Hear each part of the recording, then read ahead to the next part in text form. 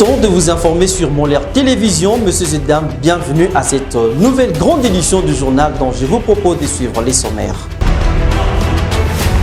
Mesdames et messieurs, sommaire de cette édition d'information suite aux propos de l'opposant congolais Adolphe Muzito sur la problématique sur le financement des élections en République démocratique du Congo, des manques de volonté du gouvernement congolais de décaisser 500 millions de dollars pour l'organisation des élections de décembre 2023. La majorité au pouvoir réaffirme la volonté de l'État congolais à organiser les dites élections contrairement aux estimations de l'opposition. Et puis il se constate depuis un certain temps la hausse vertigineuse sur les marchés des différentes villes de la République démocratique du Congo des produits de première nécessité ainsi que celle des crédits prépayés de la téléphonie mobile. Entre-temps, d'aucuns voudraient savoir quelle est la cause principale de cette hausse. Vous aurez les détails au cours de cette édition d'information. C'est tout pour les titres. Votre journal, c'est ici et maintenant.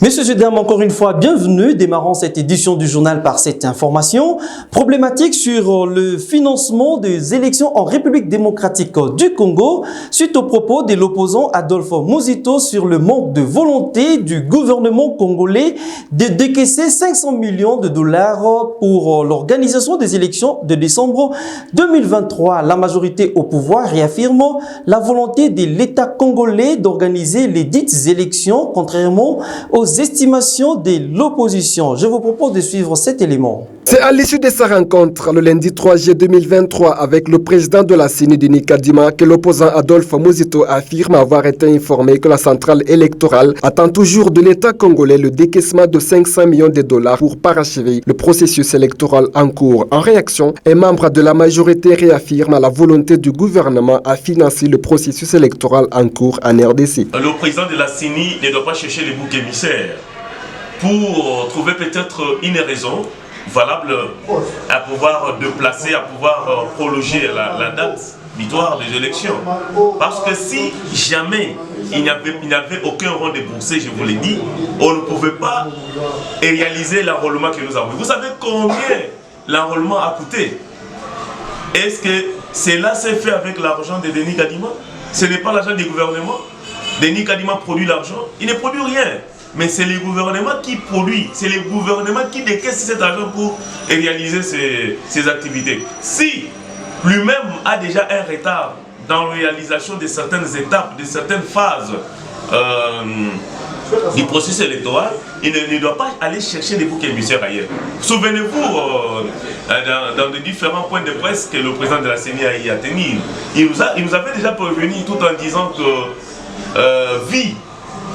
tout ce qu'il y a eu comme péripéties, tout ce qu'il y a eu comme problème, surtout dans le choix des animateurs de la CENI, la CENCO, ainsi de suite, les confessions religieuses, tous ces processus-là ont pris beaucoup de temps. L'opposition demeure sceptique en ce qui concerne le décaissement des fonds promis par Kinshasa pour tenir le délai constitutionnel. Je suis quand même heureux que lorsque nous entendons Muzito ainsi que Fayoulou, nous nous rendons compte que les élections risquent d'être malheureusement hypothéquées. Nous ne voulons pas malheureusement aller au glissement puisque la CENI avait une obligation constitutionnelle, c'est celle de nous organiser des élections crédibles. Aujourd'hui, la question du financement se pose. C'est une question qui incombe au gouvernement, mais ce gouvernement qui clame haut et fort qu'ils ont réalisé un budget de d'une dizaine de milliards, presque 2 dizaines de milliards, il s'agit de 16 ou 14 milliards de dollars, ce sont leurs spéculations, mais nous sommes quand même surpris de constater que ce gouvernement soit incapable de financer les élections. Ce qui lui reste est inadmissible.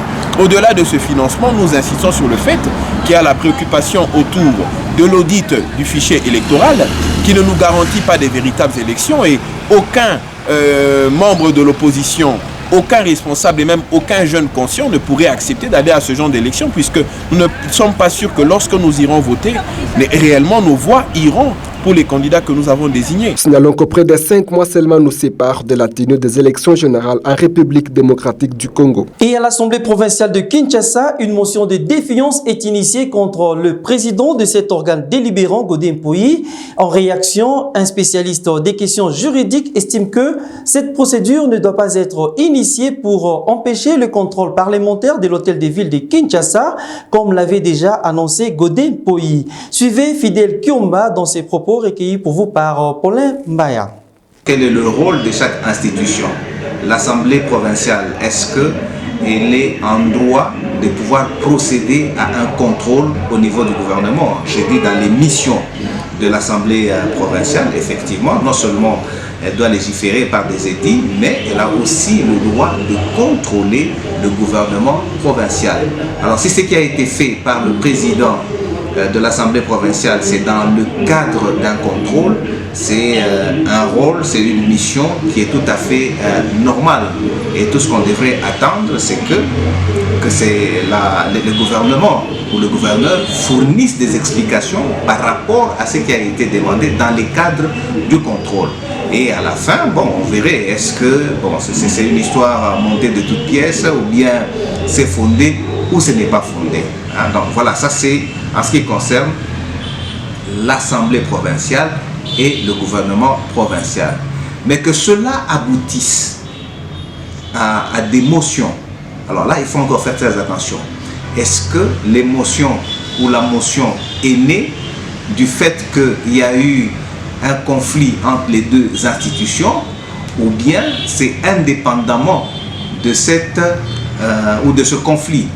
Alors si la motion vient du fait qu'il y a eu un conflit entre les deux institutions et que une des institutions aurait instrumenté par exemple des députés, bon écoutez, ça ce sont des choses à pouvoir déplorer. On n'est pas là pour encourager ce genre de comportement. Non, ça on ne peut que déplorer. Et dans un autre chapitre, la population de la commune rurale de Mongwalu, en territoire de Djougou, province de l'Ituri, pointe du doigt la société Gold Mining d'être à la base de l'insécurité qui sévit dans cette contrée. C'était au cours d'un meeting populaire organisé par le gouverneur militaire de l'Ituri le 30 juin 2023. Suivez les détails avec notre correspondant là sur place, Thierry Bahati Rafiki. La population de Mongwalu en territoire d'Ndjougou, à plus ou moins 85 km au nord-ouest de Bunia, chef-lieu de l'Ituri, a passé un bon moment avec le gouverneur militaire de la province de l'Ituri le vendredi 30 juin 2023, journée où la République démocratique du Congo célèbre son indépendance. Dans un meeting, le lieutenant-général Johnny Luboya Kashama a promis de neutraliser tous les groupes armés qui ne veulent pas le retour de la paix et qui refusent d'adhérer au PDDRCS. Watoto wa Mongwalu, tusikilizane. Cha kwanza tukuye na pardon, tuyue kusameana. Nous devons avoir le sens du pardon et de la réconciliation. Nous devons avoir le sens du pardon et de la réconciliation. Ceux qui ne veulent pas de la réconciliation, l'armée se chargera d'eux. Les jeunes qui voudront déposer les armes doivent s'y rendre puisque le processus de démobilisation.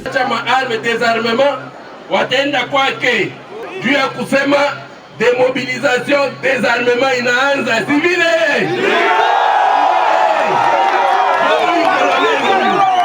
Quelques habitants de Mongwalu saluent l'engagement de ce gouvernement militaire en pointant la société Mongwalu Gold Mining qui est à la base de l'insécurité. Population libre, gouvernement militaire kamata des décisions, baache population libre, bachimbe oro kwa zone ile mpaka siku entreprise yenye kuseria itafika na gouvernement fait nini i recadrer yao ku comptoir agréé supervisé par CESCAM.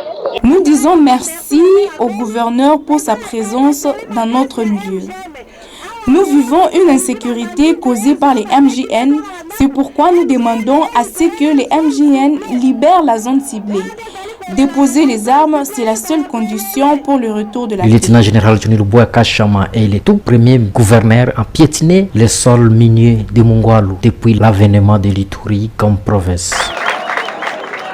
Échange autour du processus électoral en cours en République démocratique du Congo, c'est l'objectif de la mission officielle effectuée dans la province du Haut-Lomami par Roger Bimwala, membre de la plénière à la centrale électorale nationale indépendante qui a réussi à réunir un cadre de concertation à l'intention de la société civile locale, les confessions religieuses, les députés provinciaux et autres. Suivez les détails dans cet élément de reportage.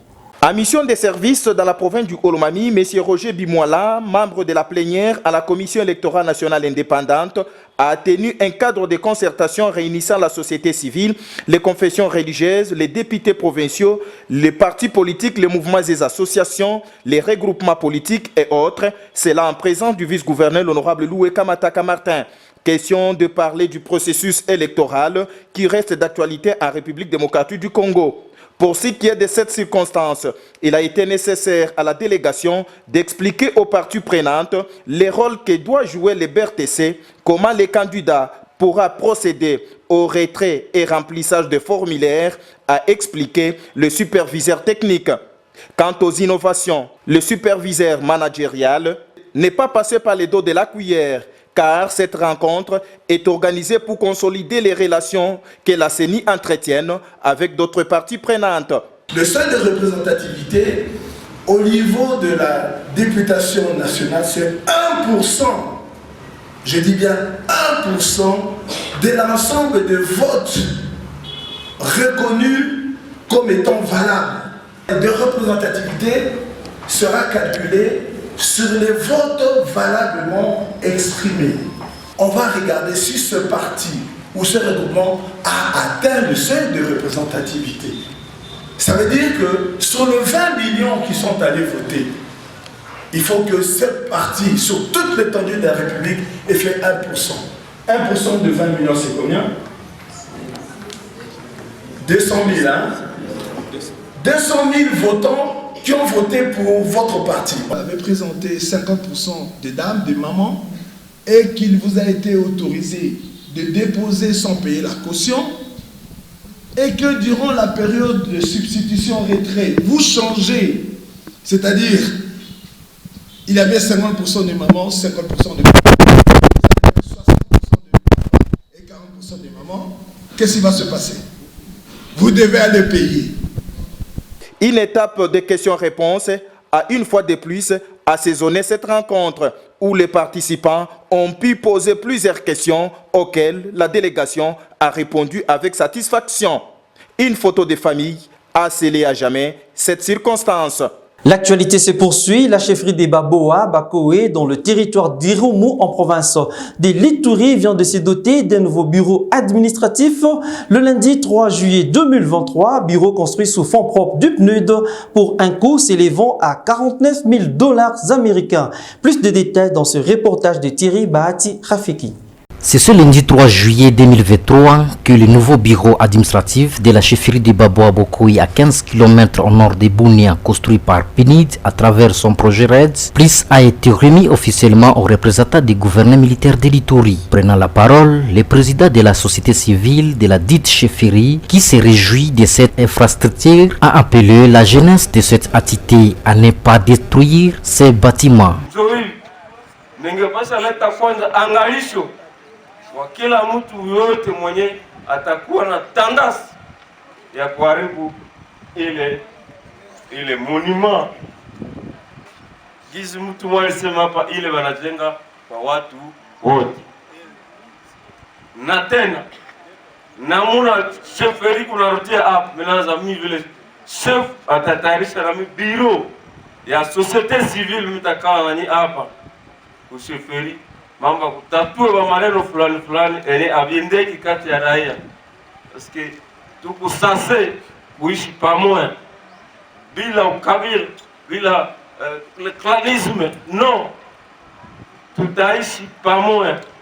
Le chef de la chefferie précitée, qui se réjouit de ces bijoux, affirme que c'est le début du développement dans son entité et espère la paix totale, Sa Majesté le Misorabo. Vous avez bien voulu partager nos joies et vous nous avez fait l'honneur de venir nombreux célébrer avec nous cette journée historique. Aussi de la relation d'amitié sera-t-elle facile à nouer demain entre la chefferie de Baba Boko et chacune des ONG que vous représentez. Nous divulguons nos hommages aux visions du chef de l'État congolais qui ne cesse de songer sur le retour de la paix à l'est du pays et le développement dans les différentes entités, en particulier et la République démocratique du Congo en général. Pour les représentants de l'autorité provinciale, ce bâtiment qui vient d'être doté à cette chefferie représente la paix car Baboa Bokoe a besoin de la réconciliation. Uringi Padolo. Leo tunaona bureau dans le cadre du développement. Il y a autour de tafuta paix sana hivi développement akuye. Signalons que le coût global de cette construction est estimé à $49 000. Depuis un certain temps, il se constate la hausse vertigineuse sur le marché des différentes villes en République démocratique du Congo des produits de première nécessité ainsi que celle des crédits prépayés de la téléphonie mobile. Entre-temps, d'aucuns voudraient savoir quelle en est la cause. Les détails avec un expert dans ce reportage signé Gérard Sangwa. Sur les marchés des différentes villes en République démocratique du Congo, le panier de la ménagère est totalement menacé à cause de la hausse vertigineuse des prix des produits de première nécessité. À cela s'ajoute aussi la flambée du prix des crédits prépayés de la téléphonie mobile, quels que soient les réseaux. Une situation qui inquiète au plus haut point, surtout les consommateurs dont la plupart sont les ménages en milieu périurbain. Concernant cette problématique, un expert des questions économiques évoque quelques causes principales auxquelles il faut y remédier. Nous constatons que c'est un peu partout, même dans les stations, même dans les biens de première nécessité, tout galope. Il y a sur la place publique une polémique née où quelque chose nous avait été promis dans le sens de réduire les dollars mis par le ministre de l'économie. Mais voyez-vous, nous ne produisons pas. Nous ne produisons pas, mais c'est quoi qui va constituer comme matelas qui va nous permettre de faire face à cette hausse? Nous ne produisons pas. Et même plus loin, est-ce que nous avons encore des réserves d'échange assez suffisantes pour supporter? Parce que ça joue aussi à ça. Bref, tant que nous n'aurons pas produit, tant que nous serons seulement en train d'exporter, nous aurons toujours ce problème-là. Et donc, d'une manière générale, il y a un problème au niveau de notre économie si ça doit toujours être cette économie tournée vers l'extérieur avec les importations, alors qu'en interne nous ne produisons pas, nous aurons toujours le même problème. Voilà ce qui justifie cette situation que finalement toute la population aux autorités compétentes de voir cette affaire avant que les purs ne soient déplorés. Pascal Lipemba, membre de la plénière à la centrale électorale nationale indépendante, séjourne dans la province du Haut-Katanga. Il a effectué une visite à l'antenne de Kipushi ce mardi 4 juillet 2023. Question de s'assurer du fonctionnement exact de cette représentation de la centrale électorale. Je vous propose de suivre les détails dans cet élément. En séjour dans la province du Haut-Katanga, Pascal Lipemba, membre de la plénière de la Commission électorale nationale indépendante CENI, était en visite à l'antenne de Kipushi ce mardi 4 juillet 2023. À son arrivée, il a été accueilli par le chef d'antenne CENI Kipushi. Pascal Lipemba était accompagné d'une délégation composée de Madame Mukulu Moya, secrétaire exécutif provincial de la CENI Haut-Katanga. Il a eu le temps de s'imprégner du travail qui s'est fait à l'antenne de Kipushi. Il est passé à chaque poste de travail pour se rendre compte du déroulement du travail. Avec l'opération du dépôt des candidatures à la députation nationale qui est en cours, les membres de la plénière de la CENI se sont déployés dans différentes provinces pour se rassurer du bon déroulement de la réception des dossiers de candidature. Pascal Lipemba a invité tous les potentiels candidats à CAT pour déposer leurs dossiers dans les délais. Vous savez que la CENI qui est dirigée par le président Kadima a décidé depuis le 26 juin d'ouvrir des bureaux de réception et traitement des candidatures des candidats à la députation nationale.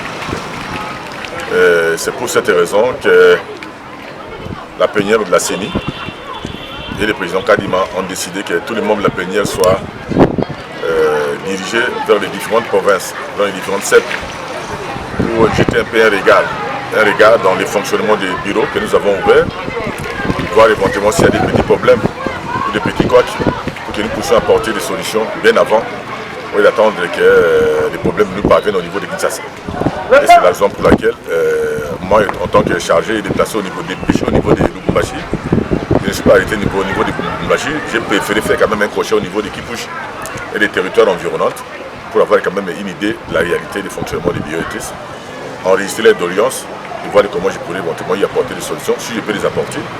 Et en cas où ils ne sauraient pas apporter des solutions, je pourrais éventuellement plaider la cause au niveau de Kinshasa pour que des solutions appropriées y soient trouvées. Donc c'est la raison d'être de mon déplacement avec la responsable numéro 1 de la CENI de la province du Haut-Katanga à côté de moi. Donc notre appel est que tous les candidats, députés nationaux au niveau des territoires de Kipushi, arrivent à temps au niveau de nos bureaux pour déposer les candidatures à temps. Les premiers arrivés seront mieux servis. Juste après, Pascal Lipemba, membre de la plénière de la centrale électorale, est allé rencontrer l'administrateur du territoire de Kipushi, Gons Boupé-Kapalo, à qui il a présenté ses civilités. Désormais, la perception de la taxe des stationnements journaliers au parking de Kasumbalesa devient numérisée. C'est l'adjoint au maire Fifi Muitaba qui l'a fait savoir lors de sa descente sur terrain afin de sensibiliser les chauffeurs des véhicules sur cette nouvelle approche. Je vous propose de suivre les détails dans cet élément. Désormais, la perception de la taxe de stationnement journalier au parking de Kasumbalesa est numérisée. Plus question des quittances écrites à la main. L'adjoint au maire de la ville de Kasumbalesa, Fifi Muitaba Kabobo, l'a fait savoir aux chauffeurs lors de son passage au parking pour sensibiliser les usagers de ce parking à lutter contre l'insalubrité et au civisme fiscal. Donc, ayons il est culture, yakuri pas taxe.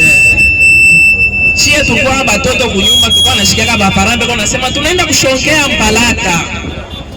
Mais pourquoi est-ce que nous on ne peut pas le faire? À cette occasion, l'autorité numéro 2 de Kasumbalesa a échangé avec les chauffeurs sur le mode de prélèvement de la taxe et sensibilisé ceux des taxis qui n'ont pas encore peint en jaune leur véhicule. Nishi benyewe polepole tunaleta usafi tunafanya hivi. Problème ingine ya pili ni macouleur ya miotoka ya taxi. Chibote tunayua c'est une couleur jaune hein. Njoi, tuanze deja kupenda miotoka yetu. Tunaipenda ya jaune, tunaweka numérotation, tunaweka stationnement, biote bile bitapita mu contrôle. Cette séance de travail au parking central de Kasumbalesa rentre dans les cadres de la sensibilisation de la population à payer les taxes de la ville afin de booster l'élan de développement déjà entamé. L'actualité se poursuit. Réunis autour du curé de la paroisse d'Annonciation de Nyakasanza, les groupes de jeunes de tous les quartiers de la ville de Bunia se sont réunis ce mardi 4 juillet 2023 pour trouver des solutions aux dégâts causés lors de l'inhumation de leurs collègues tués par un policier la nuit du jeudi 28 juin dernier. Plus de détails, c'est dans ce reportage de Thierry Bahati Rafiki. Le curé de la paroisse de Nyakasanza exhorte les jeunes de la ville de Bunia, en général, et ceux du quartier Sayo, en particulier, de s'auto-prendre à charge et à cesser avec la prise de chanvre et de boissons fortement alcoolisées. Il a dit au cours d'une messe de conversion. Et alors le dimanche, j'ai parlé très fort contre les jeunes. Je les ai invités à la conversion. Mais à ma grande surprise, ils sont entrés à l'église, ils ont écouté l'homélie, je crois, de la paroisse, comme les là se voient, ça donne très loin. Ils sont arrivés vraiment à l'église, à la fin de la messe, première messe, deuxième, troisième, quatrième, demander pardon. Et quand ils demandent pardon à l'église, on ne peut que les pardonner. Et ils ont promis de réparer aussi, surtout l'école qu'ils ont cassée. Voilà, aujourd'hui, on se trouve à Sayo, ils ont fait la messe, l'action de grâce pour ces pardons vous enseigne aussi, pour que vous puissiez revenir. On prend aussi des nouvelles orientations pour vous aider dans la société. Et c'est comme ça qu'ils sont arrivés très nombreux avec leurs parents. Mitera Mwenze, un opérateur économique de la place, appelle ces derniers à élargir cette initiative dans les recoins de l'Ituri pour que cette jeunesse soit totalement prise à charge. Vraiment, jeune pardon, qu'est-ce qui ne va pas? Pourquoi il faut déstabiliser Maïcha Abadjote? Pourquoi il faut que ma quartier fasse mbalimbali kwenda détruire les biens ya bengine? Donc je pense que c'est des histoires qui ne doivent plus se répéter. La jeune va pas vous dire mon droiture, va pas yo que Maïcha bo limité tout konyebi qu'on a on leo. Avenir quelque chose, qu'on peut nous voyou quelque chose, un jeune perdu demain. De leur tour, certains jeunes ont accepté de changer leur comportement. Kwa kweli maandamano linamaanisha mie si basika sayo tukuwe na roho moya, tupendane katikati yetu, tusikuwe na hali ya kuendelea kukuwa ndani ya hali ya kutiana kufuta babangi. Ndio, merci sana, tunashukuru na initiative yenye Papa Kirana pia naye itasaidia bajene tu mingi sana, itatosha ba mingi ndani ya distraction. Signalons que le vendredi 29 juin que les jeunes du quartier Sayo avaient manifesté sur la tuerie de ses collègues. Dans le Haut-Katanga, l'année scolaire 2022-2023 au complexe scolaire Soleil de Victoire situé au quartier Golf Malela dans la ville de Lubumbashi appartient désormais à l'histoire. La cérémonie de clôture est intervenue le samedi 1er juillet 2023 caractérisée par la proclamation des élèves et autres moments des prestations des élèves. C'est un reportage de Johnny Ngala. Avec sa devise « Discipline et ordre, travail et responsabilité, progrès et développement », les complexes scolaires Soleil des Victoires situés sur l'avenue Soumaïli au quartier Golf Malela dans la ville de Lubumbashi a procédé le samedi 1er juillet 2023 à la clôture officielle de l'année scolaire 2022-2023 en présence des parents d'élèves et de plusieurs autres invités des marques. De prime abord, la priorité était au tout petit du niveau maternel pour une série de récitations apprises, poèmes, danses et bien d'autres encore. Notre école s'appelle le Soleil des Victoires. C'est une très grande école. Son promoteur c'est Monsieur Masengo Mafuta et Madame Agnès Kipinde.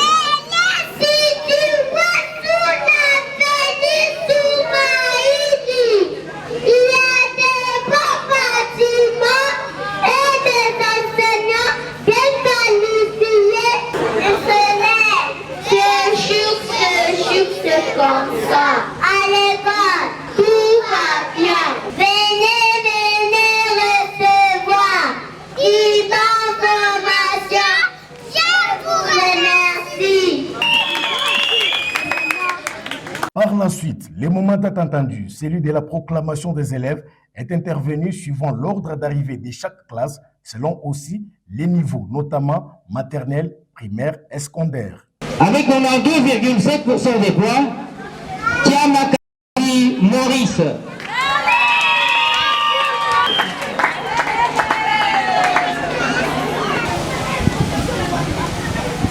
En tout et pour tout, les promoteurs du complexe scolaire Soleil des Victoires, Polydor Masengo Mafuta Nkenke, s'est dit très satisfait des résultats réalisés dans son école grâce au savoir-faire du corps enseignant. Nous venons de procéder ce samedi 1er juillet à la clôture de l'année académique 2022-2023.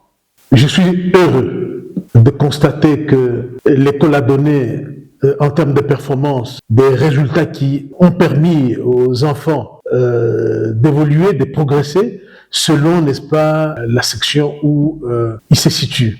À l'intention de tous nos élèves, anciens et attendus, je voudrais leur communiquer cette sagesse. Il faut étudier. Étudier pour conquérir le monde. Et le conquérir pour Dieu, pour l'humanité, pour nos familles. J'ajoute en disant ceci, que la grâce pour conquérir ce monde, chacun de nous l'a, à partir de sa famille, à partir de son éducation. Dieu veut que tous les enfants luttent comme de troupes d'assaut pour conquérir ce monde qu'il a mis à notre disposition. Et pour cela, il faut étudier, pour être demain un produit compétitif dans le monde du travail. Et j'ai saisi l'occasion pour lancer cet appel. L'année va débuter bientôt, dans 2 mois. Amenez-nous au Soleil des Victoires, vos enfants. Ils seront entre les mains sûres. Nous ferons d'eux des produits finis, compétitifs. Nous vous assurons de la qualité de notre corps professoral. Le Soleil des Victoires, c'est tout un programme. Ce soleil, il a été créé pour éclairer ceux qui veulent voir, ceux qui veulent avancer. Rappelons que c'est depuis 2005 que les complexes scolaires Soleil des Victoires existent à Lubumbashi, au quartier Golf Malila, avec les niveaux maternels, primaires et secondaires. Parmi les options organisées, il y a les humanités pédagogiques, la biologie-chimie, commerciale de gestion et les latins philo. Dans un autre chapitre, réception d'un lot de 4 ambulances par le gouverneur militaire du Nord Kivu en faveur des FARDC. Ce don est d'un opérateur économique de la ville de Goma en appui à l'armée. C'est un reportage de la cellule de communication du gouverneur du Nord Kivu. Suivez. Le gouverneur du Nord Kivu, le lieutenant-général Constant Ndima, a réceptionné ce mardi 4 juillet 2023 au musée de Himbi 4 ambulances pimpant neuves, dont d'un opérateur économique de la place. Tous ces véhicules sont médicalisés avec des équipements modernes pour répondre aux besoins de l'armée congolaise en cette période de guerre qui écume la contrée. C'est avec un sentiment de gratitude qui a caractérisé le gouverneur de province lors de la réception de ces véhicules 4x4. Pratiquement, ce sont des cliniques mobiles offertes par un opérateur économique du Nord Kivu pour soutenir les efforts que ne cesse de fournir le chef de l'État, le président de la République, commandant suprême des forces armées, pour appuyer les forces armées de la République démocratique du Congo, les militaires au front. Ce sont des véhicules ambulances pimpant neufs, médicalisés. Nous profitons en ce moment, au nom du chef de l'État, de toute notre hiérarchie militaire, pour dire un grand merci. Un grand merci à ce fils du pays, à ce fils du Nord Kivu. Ça va remonter aussi le moral des militaires au front. Ce bel exemple de ce digne fils du terroir est à imiter pour d'autres compatriotes congolais. Et ce titre pour finir, le quartier Camp Massar de Kolwezi a désormais une nouvelle chapelle dénommée Saint-Esprit. La cérémonie d'inauguration a été présidée le dimanche 2 juillet 2023 par l'évêque de Kolwezi en présence de la gouverneure du Lualaba Fifi Masuka Saini. Suivez. Ce sont des centaines de fidèles catholiques qui ont effectué le déplacement vers le quartier Camp Massar dans la commune Manika dimanche 2 juillet 2023 pour une messe spéciale.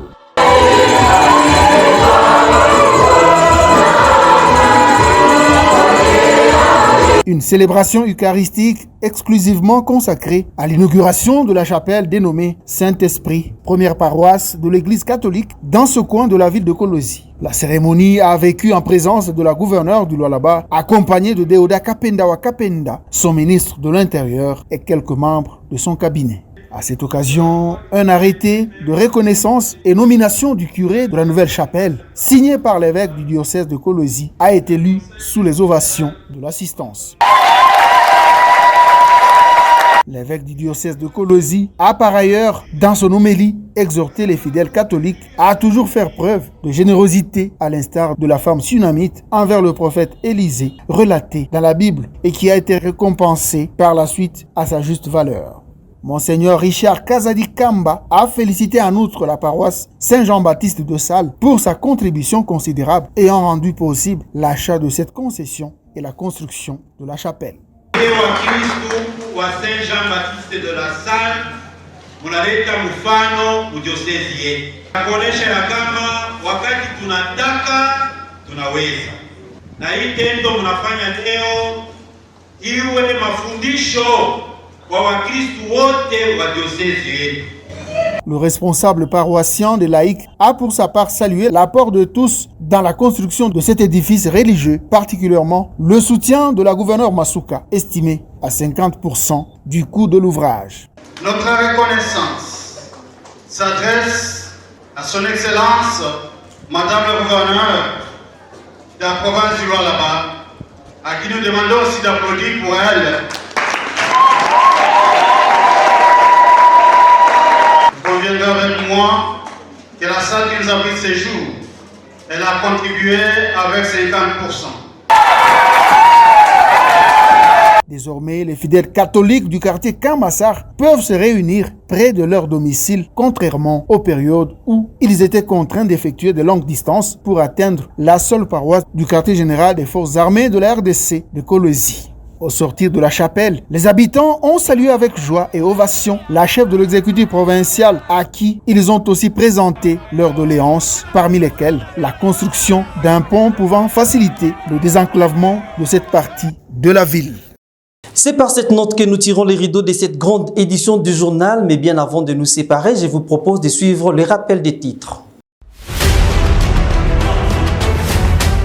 Il était question au cours de cette édition d'information suite aux propos de l'opposant congolais Adolphe Muzito sur la problématique sur le financement des élections en République démocratique du Congo, des manques de volonté du gouvernement de décaisser 500 millions de dollars américains pour l'organisation des élections de décembre 2023. La majorité au pouvoir réaffirme la volonté de l'État congolais à organiser les dites élections contrairement aux estimations de l'opposition. Vous avez également suivi, il se constate depuis un certain temps la hausse vertigineuse sur les marchés des différentes villes de la République démocratique du Congo des produits de première nécessité ainsi que celles des crédits prépayés de la téléphonie mobile. Entre-temps, d'aucuns voudraient savoir quelle est la cause principale de cette hausse. Vous avez eu les détails avec un économiste au cours de cette édition d'information. Et voici de quelle belle manière s'achève cette grande édition du journal sur Molière Télévision. Messieurs et dames, merci de l'avoir suivi. Au revoir et à très bientôt.